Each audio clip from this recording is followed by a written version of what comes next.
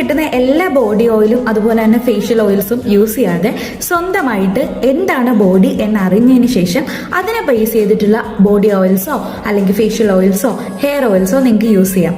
അപ്പോൾ നമ്മൾ ഇന്ന് പറയാൻ പോകുന്നത് ത്രിദോഷങ്ങളെ കുറിച്ചിട്ടാണ്. ത്രിദോഷം എന്ന് പറയുന്നത് നമ്മുടെ വാത, അതുപോലെ തന്നെ പിത്ത, കഫ, ഈ 3 ദോഷങ്ങളെ ബേസ് ചെയ്തിട്ട് വേണം നമ്മൾ ഓയിൽസ് തിരഞ്ഞെടുക്കാനായിട്ട്. അപ്പോൾ ഫസ്റ്റ് നമ്മൾ വാത ബേസ്ഡ് ആയിട്ടുള്ള ബോഡി ടൈപ്പ് ഉള്ള ആൾക്കാരെ കുറിച്ചിട്ടാണ് പറയുന്നത്. ഡ്രൈ ആയിരിക്കും ഇവരുടെ കാലും കൈയും എപ്പോഴും, അതുപോലെ തന്നെ കോൾഡായിട്ടും ടയേർഡായിട്ടും ഇവർക്ക് ഫീൽ ചെയ്യുന്നുണ്ടാവും. അങ്ങനെയുള്ള ബോഡി ടൈപ്പ് ആണെങ്കിൽ നിങ്ങളുടെ ബോഡി ടൈപ്പ് വന്നിട്ട് വാത ടൈപ്പ് ആയിരിക്കും.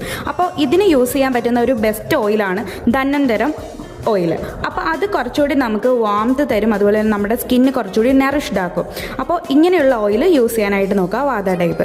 രണ്ടാമത്തെ ടൈപ്പ് വരുമ്പോഴത്തേക്കും പിത്ത ടൈപ്പാണ്. അതായത് ഹീറ്റ് ആയിരിക്കും, എപ്പോഴും അവർ ചൂടുള്ള ടൈപ്പ് ബോഡി ആയിരിക്കും വരുന്നത്, ഭയങ്കര സെൻസിറ്റീവ് ആയിരിക്കും. അപ്പോൾ ഇങ്ങനെയുള്ള ആൾക്കാർക്ക് നാൽപ്പാമരാതി ഓയിൽ അല്ലെങ്കിൽ കോക്കനട്ട് ബേസ്ഡ് ആയിട്ടുള്ള ഓയിൽ കൂടുതലും യൂസ് ചെയ്യുന്നതായിരിക്കും അവർക്ക് ബെറ്റർ.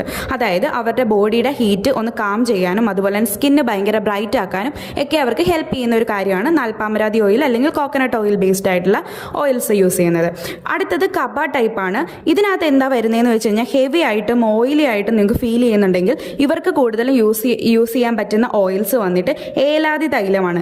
ഇത് അവർക്ക് കൂടുതൽ ബ്ലഡ് സർക്കുലേഷൻ ഇൻക്രീസ് ആവാനും അതുപോലെ തന്നെ ഫ്രഷ്നെസ് ഫീൽ ചെയ്യാനും ആ ഒരു ഹെവിനെസ് മാറിക്കിട്ടാനും അവരെ ഹെൽപ്പ് ചെയ്യുന്നു. അപ്പോൾ ഈ 3 ബോഡി ടൈപ്പിനനുസരിച്ചിട്ട് വേണം നമ്മൾ ഓയിൽസ് ആണെങ്കിലും തൈലമാണെങ്കിലും എന്താണെങ്കിലും നമ്മൾ തിരഞ്ഞെടുക്കുക. കറക്റ്റ് ആയിട്ടുള്ള ഓയിൽസ് തിരഞ്ഞെടുക്കുന്നത് സ്കിൻ കെയർ മാത്രമല്ല, നമ്മളുടെ ബോഡിയുടെ ബാലൻസും കൂടിയാണ്.